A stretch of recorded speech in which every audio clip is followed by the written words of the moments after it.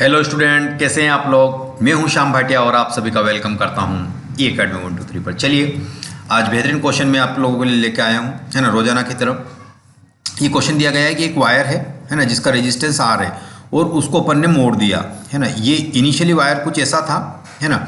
Initially wire कुछ ऐसा था, तो ये ए है ना, ए, ये वाला पॉइंट बी, ये वाला पॉइंट सी और ये वाला डी, है ना। और डी से वापस यहाँ तक मोड़ा इसको, ऐसे ऐसे ऐसे ऐसे ऐसे करके यहाँ तक मोड़ा, तो ये वापस तक ए तक, है ना। तो टोटल आपके पास कितना आया, ये स्क्वायर शेप में मोड़ा। Shown in figure the effective resistance E और सी के बीच में आपको निकालना। चार ऑप्शन आपको दिए गए, ई और सी के बीच में इफेक्टिव रेजिस्टेंस निकालना। ई बोलो, ई और सी के बीच में, ई कहाँ गया, है ना।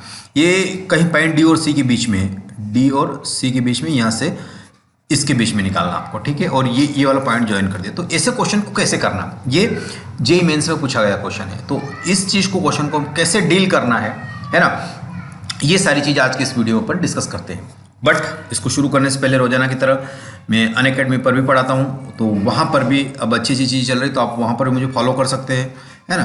तो यहाँ देखिए अनअकैडमी पर जो चल रहा है, अनअकैडमी सुपर 20 का कॉन्सेप्ट, जिसके अंदर क्या होगा, 500 रैंकर्स, है ना। जो 2 डेज का बूट कैंप जो होगा, उसके अंदर अच्छे जो टेस्ट होगा, है ना। मैं बात कर रहा हूँ टेस्ट होगा, उसमें जो सिलेक्ट होगा या टॉप जो 500 होगा, उनके लिए सारी होनी इंटरेक्टिव गाइडेंस सेशन, है ना, विद द टॉप एजुकेटर, है ना।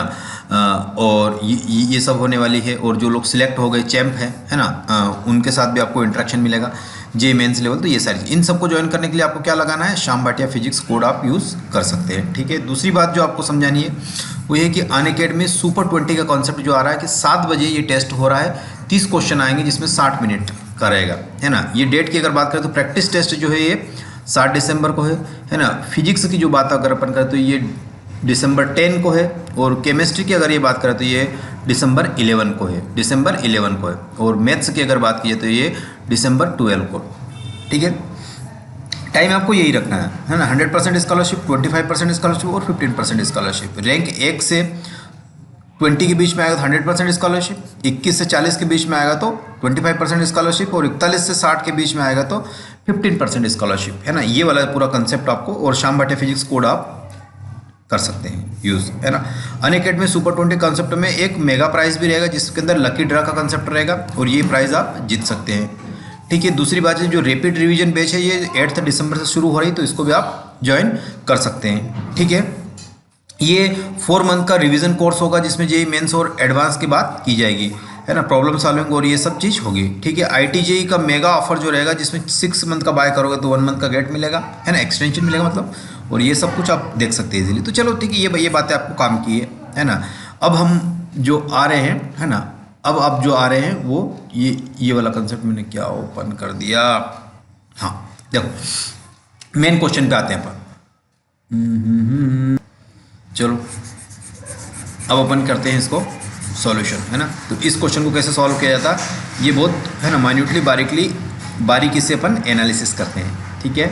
देखो सबसे बेहतरीन कंसेप्ट तो ये है कि अपन रेजिस्टेंस इज इक्वल टू क्या होता है सर, रो एल अपान ए होता है, जहाँ पर रो क्या है, रेजिस्टिविटी है, ए क्या है, उस वायर की लेंथ है ना, और ये रो है मटेरियल की रेजिस्टिविटी, और ये एरिया है उसका, है ना, क्रॉस सेक्शन एरिया।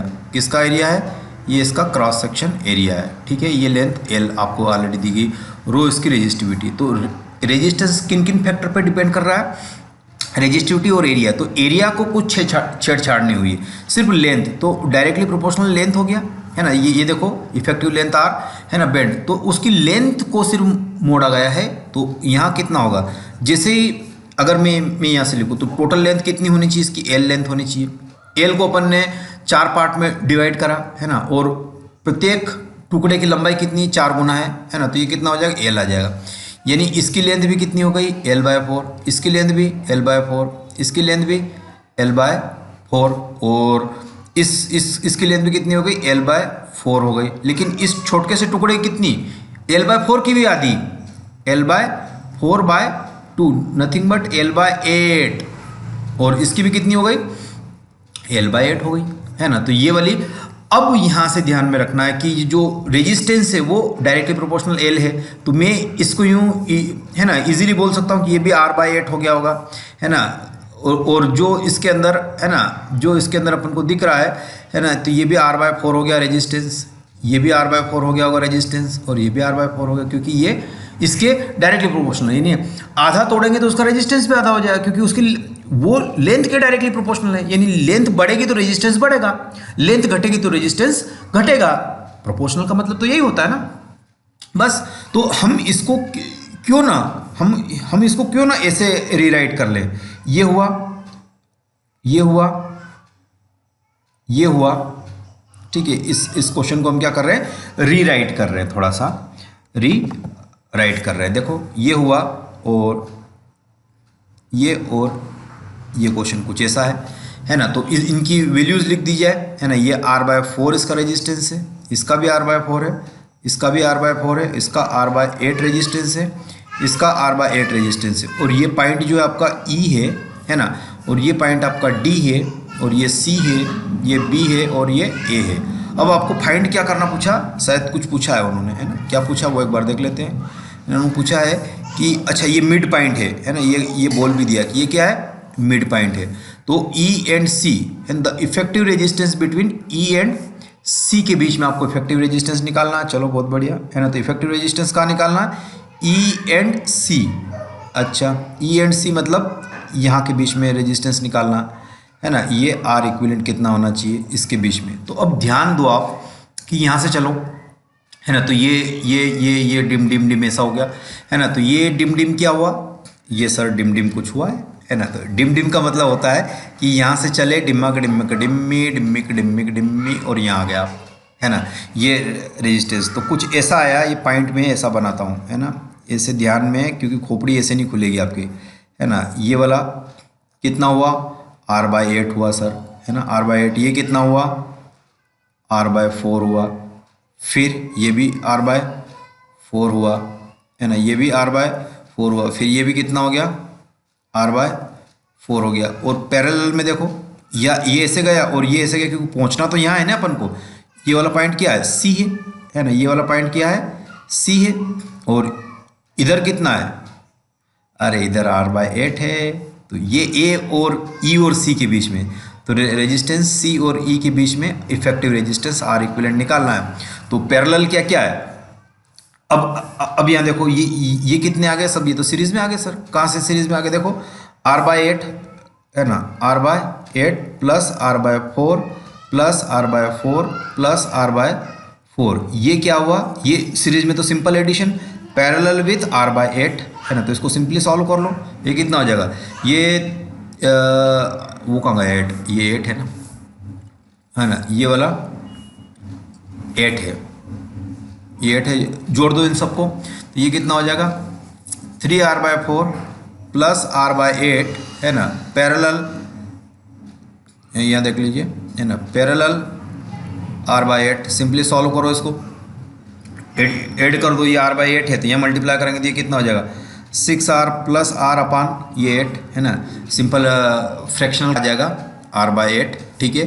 अब और इसको आगे हम सिंप्लीफाई करेंगे तो कितना आ जाएगा 7R/8 पैरेलल विथ R/8, है ना। तो पैरेलल के लिए कंडीशन क्या होती है, R is equal to R1 R2 upon R1 plus R2 हो जाएगा, ये तो होता है। तो चलो यहाँ सॉल्यूशन स्टार्ट कर दो, 7R/8 इंटू R/8, है ना। तो यहाँ से हम पैरेलल वाले कंडीशन सॉल्व कर लेते हैं, कैसे सॉल्व करोगे, है ना। तो 7R/8 इंटू R/8 अपान में 7R/8 प्लस R/8, ये वाले सॉल्व करते हैं अपन, है ना। ये कितना आ जाएगा, ये तो 7R² अपान 64, और ये देखो ये 7 और ये 8R हो गया अपान 64, हाँ, है ना। ये यूँ मान के चलो कि ये कितना हो जाएगा 7R और ये कितना हो गया 8R हो गया, है ना। ये बेस सेम है, इसका बेस सेम है, तो ये 8R बाय अपान में कितना था 8 ही था, है ना। तो 8 से 8 सिंपल कट जाए, अरे इसका मतलब कहने का अर्थ कि ये वाला जो मैं ले रहा हूँ ये क्या लिया है अपन ने, सिंपल ये जोड़ोगे तो ये कितना हो जाएगा 8R/8, ये इससे कट गया और एक R से एक R कटा तो क्या बचा 7R/64, तो ये R इक्विवेलेंट आया ना टोटल, यही तो आर इक्विवेलेंट रहेगा जो इसके और इसके बीच में आएगा। ये वाली चीज़ें देखो एक बार, है ना। कौन सा 7r/64 कौन सा ऑप्शन है? सेकंड वाला ऑप्शन तो आया। तो ऐसे आपको क्वेश्चन को डील करना है। अगर कोई डाउट हो तो आप कमेंट करके मुझे पूछ सकते हैं। ठीक है, बाय बाय।